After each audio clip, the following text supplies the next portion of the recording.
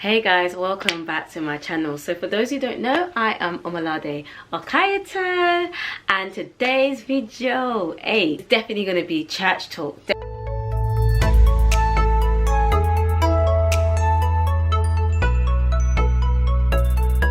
Church.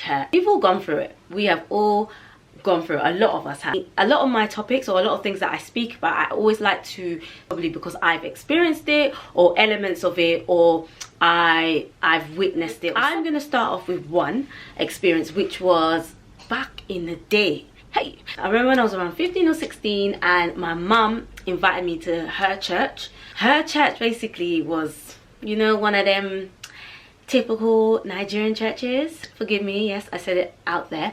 And I remember being at that age, and I went to the Sunday school or something for the young people, and they asked me a question, and I think I remember saying I didn't want to answer it, or I wasn't sure about it, or I didn't feel comfortable speaking in front of everybody about it.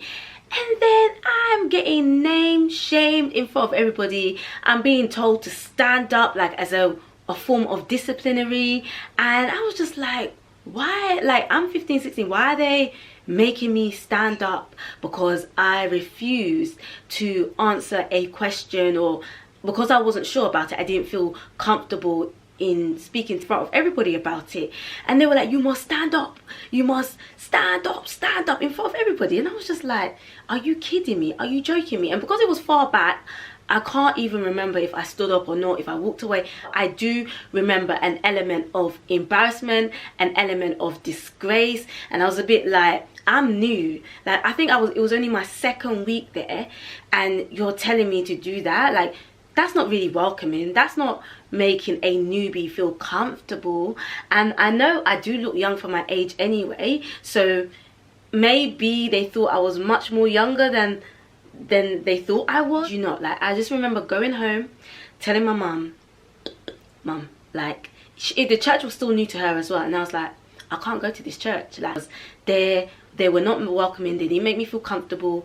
And she agreed that they shouldn't have done that. And I'm glad that she agreed, because, you know, some Nigerian parents will be like, why didn't you speak, why didn't you, Totally understanding. She was just like, nah, like, you're at a particular age where they should have not treated you like that. And funny enough, like, I'm much older now, and I can laugh at it, but then it put me off. This leads to my next point, and I think we as Christians, we need to be very careful how we treat each other. We need to be very careful how we treat new members, existing members, everything. If you are in a position of responsibility, I think it's so important to make sure that everyone is valued, everyone is respected. You treat people the way you would want to be treated, even if you're not close to the person, even if you know. Do you get what I mean? A simple hello, like when you sit next to a simple hi, you okay, how you doing, whatever. Like, you always have to think it as, how would Jesus treat the situation? Jesus would respect, Jesus will greet.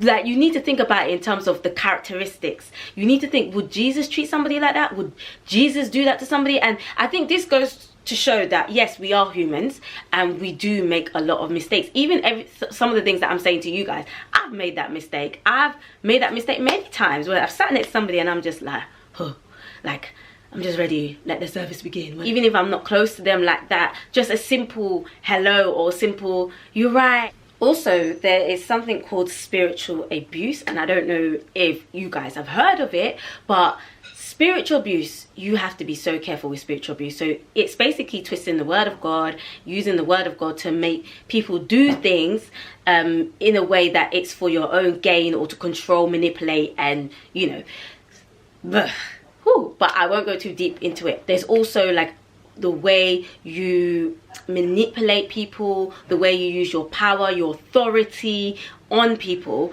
is so essential, and it's so key that you don't fall into that trap. Because when you do that, you're putting yourself on a pedestal, like, you're making yourself seem very superior. there's this hierarchical thing going on, and I was like, I've got more control than you, sort of thing. And we need to be humble. We need to be servants. We have to be servants. Like, I'm here to help you. I'm here to serve you. Yes, I might be in this position. Yes, I might have this particular responsibility, but you need to have like a servant's heart. Like, you need to just have that mindset and mentality of just being a servant. If you have that mindset, mwah, yeah, but the minute you become pride, the minute you let pride take over, the minute you let position take over, your ego just goes from here to here, and that affects how you treat people, how you treat your group. So I think it's very key and it's very essential that that power, you don't abuse it, right? So this is a key one. Feeling isolated in your place of worship. I used to witness people, and I used to see people, and they were always on their own. They were always like lonely, and then all of a sudden you just see them kind of just disappear. Like, not everybody's going to be friends with everyone, but I think healthy checkups, healthy, like I said, greetings, how you are, even if they're not the friend type of people, maybe getting them involved in some kind of activity, like a sense of community. I think that's very key, and that's very important, because what seems to happen is that friendship groups and cliques tend to form.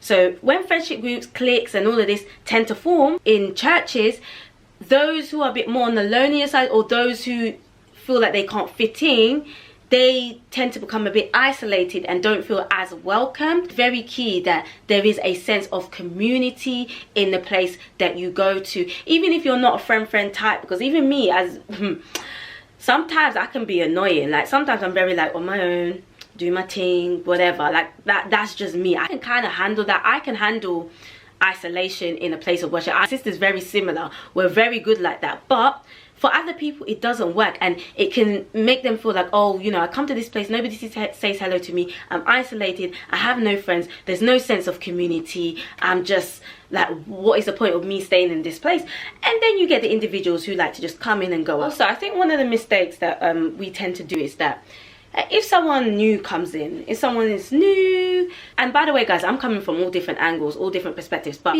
after a few months, they're just like, okay, they're part of the place now, let's leave them, sort of thing. And I think that is a mistake. At the end of the day, they're there. It feels like just because they're new, it's like you were just treating them like that, giving them that extra care, which I get, because when someone's new, there are certain things or extra things that they need. But what about your members, you know, your long-term people? I think it's just really key that you also check that they're all right. You also, that same level of care is balanced across, and we ensure that no matter what, it is our duty to make new people feel welcome. It's our duty to make long-standing members, whatever. Also pressure. Nobody should ever feel pressure to do something that they're not comfortable to do. When you feel pressure to do something that you're not comfortable to do, you're not doing it for God. You're doing it out of fear. And I think that's the worst thing that any individual can do. And I would never advise anybody, never do just because so and so told you so, and then you feel like, oh gosh, I don't want to disappoint them. That means you're in your mind, you're like, I don't want to disappoint man.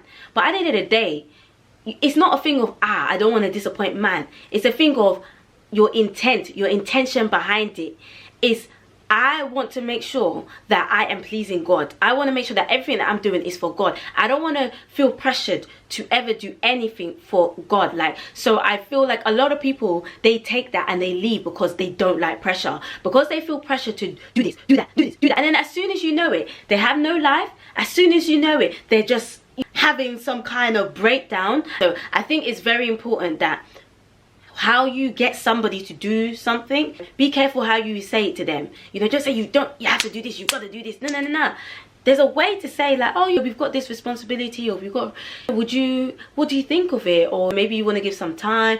I feel like there's ways. And if they're just like, nah, I'm not on it, I'm not ready, it's respecting that. And it's not judging them. It's not making them feel bad because they've said no or they don't want to do it. It's not any of those things. It should be like, oh, okay, you don't want to do it, fine, completely understand. You know, in the future, maybe if you do want to do it, it's always here waiting for you, blah blah. I feel like there's ways, and you have to be very careful, because a lot of people tend to just be like, nah, this is not for me. They get church hurt again because they don't want to be in a pressured environment. So the way we lead, I think it's very important that we are an example. I wouldn't want to be advising people and then I'm not living my own advice. One day you could be caught slipping.